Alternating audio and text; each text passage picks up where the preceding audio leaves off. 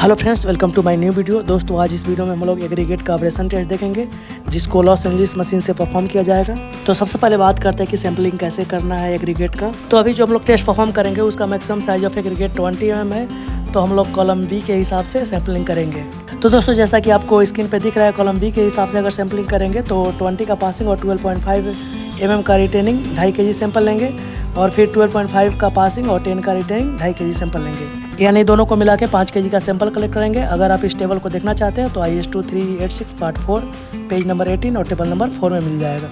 अब बात करते हैं कि इस टेस्ट को परफॉर्म करने के लिए कितना नंबर्स ऑफ स्पेयर्स लगेंगे और उसका वेट कितना होना चाहिए। क्योंकि हम लोगों ने सैम्पलिंग ग्रेड बी के हिसाब से किया था, तो इस टेबल में भी हम लोग ग्रेड बी के रो को ही कंसीडर करेंगे। ग्रेड बी के रो के हिसाब से नंबर ऑफ स्पेयर्स 11 है, और उसका जो वेट होना चाहिए दोस्तों वो 4584 प्लस माइनस 25 ग्राम होना चाहिए। यह टेबल भी IS2386 पार्ट 4 पेज नंबर 18 में मिल जाएगा। अब बात करते हैं कि सिंगल स्पेयर का वेट कितना होना चाहिए और इसका डायमीटर कितना होना चाहिए। एज पर IS2386 पार्ट 4 के हिसाब से वेट ऑफ चार्ज 390 ग्राम से 445 ग्राम के बीच में होना चाहिए, और डायमीटर ऑफ चार्ज 48 mm होना चाहिए। ये सारी चीज़ें आपको जब टेस्ट हम लोग परफॉर्म करेंगे तो उसमें देखने को मिल जाएगी। तो चलिए अब स्टार्ट करते हैं टेस्ट। सबसे पहले हम लोगों ने 20 mm और 12.5 mm का IS ले लिया है। अब इन्हीं दोनों IS से हम लोग पहला सैंपल 2.5 kg कलेक्ट करेंगे, जो कि 20 का पासिंग होना चाहिए और 12.5 का रिटेनिंग होना चाहिए। तो जैसे कि आपको स्क्रीन पे दिख रहा है दोस्तों, सबसे ऊपर हम लोगों ने 20 mm का सिप लगाया, उसके नीचे 12.5 mm का, और सबसे नीचे पैन लगाया है, और इसको अच्छे से सिप करेंगे, और जो 12.5 पे रिटेन करेगा उसका 2.5 kg हम लोग सैंपल लेंगे। जैसा कि स्क्रीन पे दिख रहा है, अच्छे से हम लोग सिप कर लेंगे, और सिप करने के बाद 2.5 kg का सैंपल वेट करेंगे। दोस्तों एग्रीगेट का यह बहुत ही इंपॉर्टेंट टेस्ट है, तो वीडियो के अंत तक बने रहे ताकि आपको अच्छे से समझ में कोई डाउट ना रहे।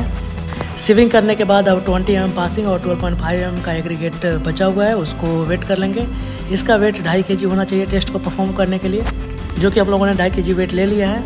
अब फिर से हम लोग 12.5 mm का सिप और 10 mm का सिप ले लेंगे, और इस बार हम लोग 12.5 mm सिप का पासिंग और 10 mm सिप का रिटेनिंग सैंपल 2.5 kg लेंगे। तो जैसा कि आपको स्क्रीन पे दिख रहा होगा, सबसे पहले हम लोगों ने ऊपर 12.5 mm का सिप लगाया, उसके नीचे 10 mm का, और सबसे नीचे पैन है, और इसको भी अच्छे से सेव करके हम लोग 2.5 kg सैंपल ले लेंगे, और उसके बाद टेस्ट परफॉर्म करना स्टार्ट करेंगे। इस वीडियो को अच्छे से देखें, और कोई भी डाउट आता है इस टेस्ट के रिलेटेड तो आप कमेंट कर सकते हैं। देखिए दोस्तों, हम लोगों ने 2.5 kg का सैंपल ले लिया है।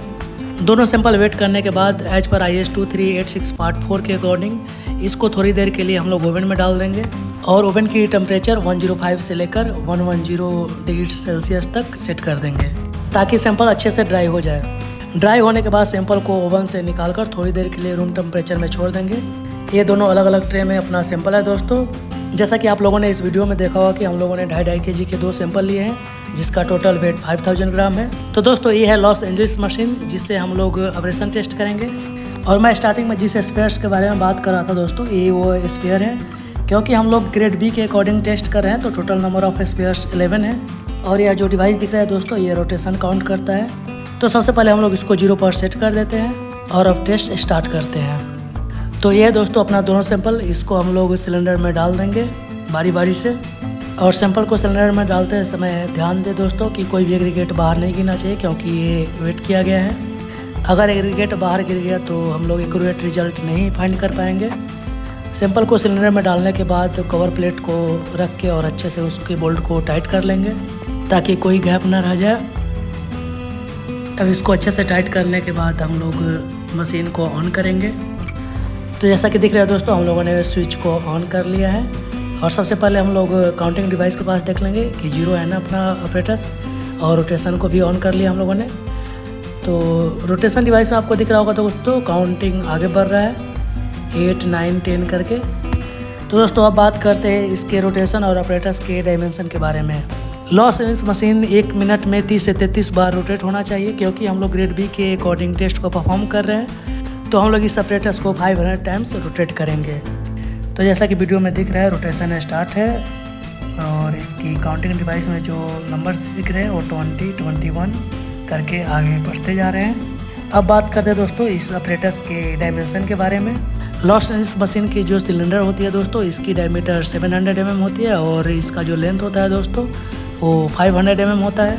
और इस टेस्ट में जो स्पेयर्स यूज होते हैं इसके बारे में ऑलरेडी मैं बता चुका हूँ। लेकिन फिर से बता देता हूँ दोस्तों, स्फेयर्स का डायमीटर 48 mm का होता है और इसका जो वेट होता है दोस्तों वो 390 ग्राम से लेकर 445 ग्राम के बीच में होना चाहिए। अब देखिए दोस्तों, काउंटिंग डिवाइस में अपना 500 रोटेशन पूरा हो चुका है, तो मशीन को बंद कर लेंगे और मशीन को ऑफ करने के बाद फिर से कवर प्लेट को रिमूव करेंगे। कवर प्लेट को रिमूव करने के लिए हम लोगों को बोल्ट को फिर से खोलना पड़ेगा, तो हम लोग बोल्ट को खोल रहे हैं दोस्तों।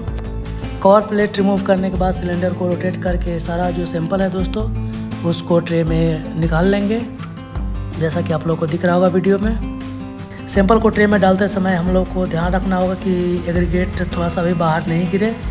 अगर ट्रे से बाहर भी गिर जाता है दोस्तों तो उसको ज़रूर उठा लें ताकि अपना रिजल्ट एक्यूरेट है, क्योंकि थोड़ा सा भी सैंपल अगर बाहर गिर जाता है दोस्तों तो फिर अपना रिजल्ट एक्यूरेट नहीं आ पाएगा।